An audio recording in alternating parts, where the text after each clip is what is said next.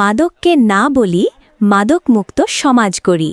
এই প্রতিপাদ্যকে সামনে রেখে পয়লা বৈশাখ উদযাপন উপলক্ষে নওগাঁ জেলার মহাদেবপুর উপজেলার সরস্বতীপুর স্কুল মাঠে ব্যতিক্রমধর্মী এক প্রীতি ফুটবল ম্যাচ অনুষ্ঠিত হয়েছে।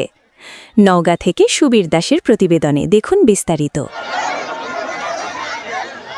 রবিবার ১৯ এপ্রিল বিকেলে সরস্বতীপুর খেলার মাঠে স্থানীয় এলাকাবাসীর উদ্যোগে বগুড়া মহিলা দল বনাম সিরাজগঞ্জ মহিলা দলের মধ্যে এই ম্যাচটি অনুষ্ঠিত হয়। খেলাকে ঘিরে আশপাশের বিভিন্ন এলাকা থেকে দর্শকদের ঢল নামে, সৃষ্টি হয় উৎসব মুখর পরিবেশ। নির্ধারিত সময়ে উভয় দলই আক্রমণ পাল্টা আক্রমণে খেলা জমিয়ে তোলে। হাড্ডাহাড্ডি লড়াইয়ের পর ম্যাচটি ট্রাইবেকার পর্যন্ত গড়ায়। সিরাজগঞ্জ দলকে পরাজিত করে বগুড়া দল বিজয়ী হয়। এই খেলায় প্রধান অতিথি হিসেবে উপস্থিত ছিলেন নওগাঁ জেলা বিএনপির সাংগঠনিক সম্পাদক নুরি আলম মিঠু।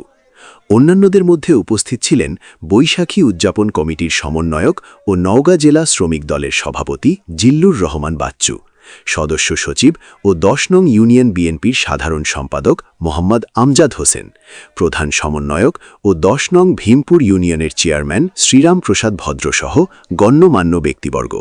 এই সময় প্রধান অতিথি নুরি আলম মিঠু বলেন, তরুণদের মাদক থেকে দূরে রাখতে খেলাধুলার বিকল্প নেই। এই ধরনের আয়োজন যুব সমাজকে ইতিবাচক কর্মকাণ্ডে সম্পৃক্ত করার পাশাপাশি সামাজিক সচেতনতা বৃদ্ধিতে গুরুত্বপূর্ণ ভূমিকা রাখবে। খেলা শেষে ট্রফি হাতে নিয়ে উভয় দলের খেলোয়াড়রা আনন্দ উৎসাপনে মেতে ওঠেন। শুভেচ্ছা। আমরা সুন্দর একটি ফুটবল টুর্নামেন্ট দেখেছি। আমাদের নারী ফুটবলাররা আমাদেরকে সত্যিই মুগ্ধ করেছে। আমাদের নারীরা যে অনেক এগিয়েছে তার আজকে তারা প্রমাণ এখানে রেখেছে। আপনারা জানেন যে আমাদের বাংলাদেশ একটা সুন্দর একটা নেশামুক্ত মাদকমুক্ত একটা সুন্দর একটা সমাজ গড়ার নির্বৃত্তে আমাদের মাননীয় প্রধানমন্ত্রী তিনি নিরলসভাবে কাজ করছে। তার আজকে আমি আয়োজককে ধন্যবাদ জানাই যে মাদকমুক্ত একটা সমাজ গঠনের লক্ষ্যে তারাও এগিয়ে এসেছে। আমি ধন্যবাদ জানাই আয়োজক কমিটিকে যে আমাকে এখানে তারা প্রধান অতিথির আসনে বসানোর জন্য। তো ধন্যবাদ সকলকে।